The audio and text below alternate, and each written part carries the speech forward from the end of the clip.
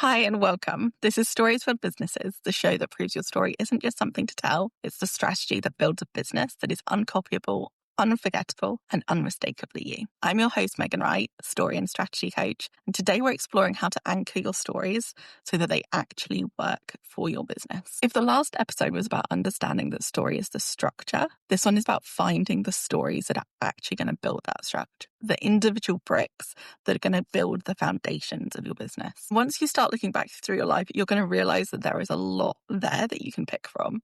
Moments of challenge, quiet wins, full-blown plot twists, and also those in-between times that didn't really feel like anything big, but when you look back, you realize that actually they had a really big impact on you.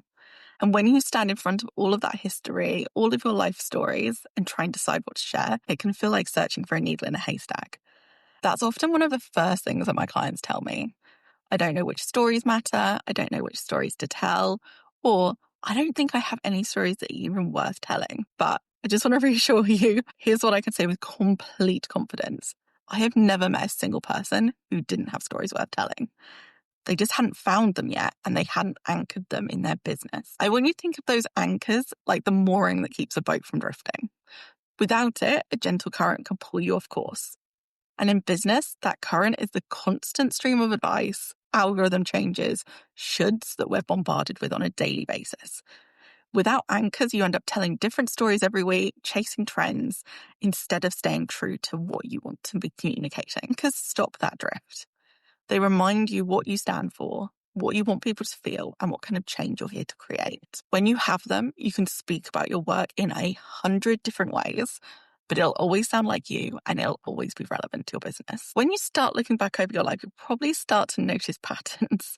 There are stories that support what you've built in your business, the experiences that align with your values, reinforce what you stand for. And then there are also going to be stories that contrast it, moments that show you what you don't like, what doesn't work, what you don't want to repeat, and what you've outgrown. Most businesses, in my opinion, are born from a combination of both. You're pulled towards doing things because of positive experiences, and you're pushed away from doing things that were negative experiences. So maybe you started your business after working somewhere that drained you. That would be a contrasting story. It explains your why not. Or maybe you built your business because you had an incredible mentor who showed you what compassionate leadership looks like. That's a supporting story, your why yes.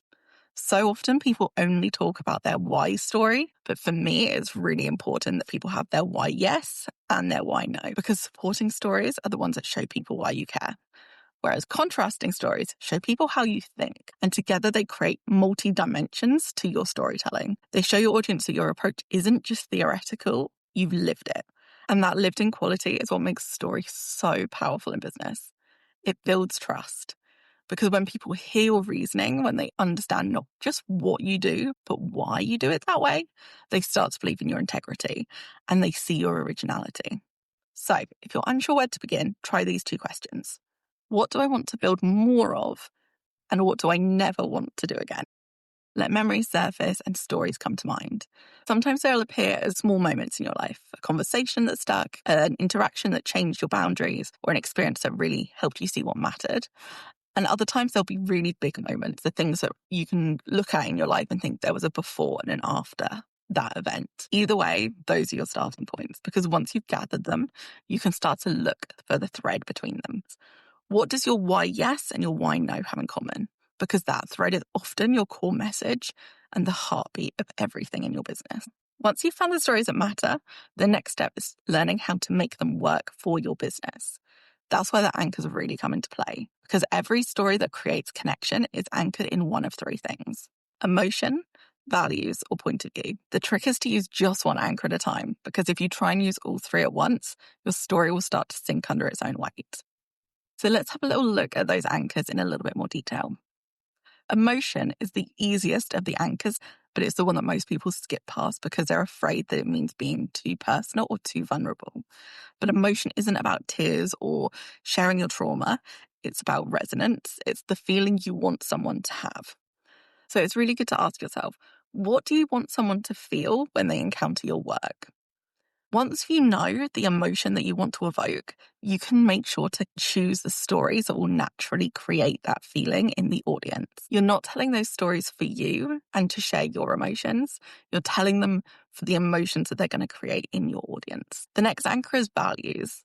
And these are the quiet beliefs that guide how you do business. They're the principles you protect, especially when no one's watching. When you anchor a story in values, you're saying, this is what matters most to me, and this is why I work the way I do. These don't have to be big moments, and this is not about virtue signaling. This is about showing why those values are important to you and how they show up in your work. So it might be about the time that you said no to a client because they weren't a good fit, or when you took a time to rest because you see that that's part of productivity. These are the stories that are going to say that, look, you can trust me because my actions match my words. And the last anchor is the point of view. This is your lens. It's the way you see the world, and that gives your work its originality. It's the reframe that makes people stop and think, I haven't heard it that way before. Point of view stories position you as a thinker, not a doer. They help you to become a thought leader because you're not just sharing the same opinions as everyone else has, you're sharing your unique point of view. They show the philosophy behind your methods and why you work. So the best thing about anchors is they can be used with any story because those anchors are going to hold them steady. Once you know your anchors, the emotion, the values, the point of view, you can test every single piece of content that you create against them. Before you post, just ask yourself, which anchor does this connect to? If it doesn't connect to any of them, you can probably either let it go or reshape it until it does. That's how your storytelling becomes consistent without becoming repetitive and boring.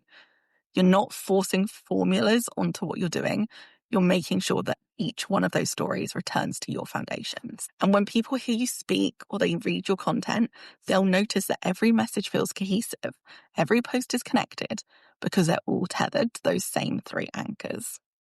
And they'll know what to expect when they come to you because they know how you'll make them feel. They'll know why you do what you do, and they'll know how you're different from other people. That's when your business starts to feel recognizable. Once you choose your anchors, your storytelling can become so much easier, and content planning stops being a blank page and starts being a really simple question. Which anchor do I want to express this week? That question alone can save you hours of second guessing and going around in circles. Those anchors will change your business and the way that you show up, particularly in your content, because you'll stop being swayed by the algorithm. You won't get distracted by other marketing noise. You're going to be able to hold steady when everyone else is pivoting or jumping on the newest trend. Because anchored storytelling isn't about volume. It's not being louder. It's not about creating more. It's about being seen and making sure that you're consistent with what you're saying. That resonance is what's going to do the heavy lifting. And it's going to help you shift from attention-seeking content, where you're trying to get eyes on what you're saying, to authority-building content, where people actually follow you because of how you're thinking. Like I said, the easiest way to start with this is to think about the emotion anchor. And once you know the feeling that you want to create, everything else starts to organize itself around that intention. And if you want a little bit of extra support walking through that process, I've got a free guide called Find Stories They'll Feel that will take you step by step through identifying your emotion anchor and how to find stories that will work perfectly with it. Anchoring your stories is only half the work. The other half is knowing how to hold them, how to share those stories in a way that's safe for you and respectful for the people who want to hear them. That's what I'm going to be exploring in the next episode, what it really means to build with care. If this episode resonated, share it with someone who'd love it and come and tell me over on Instagram at Stories Build Businesses. See you next time. Bye.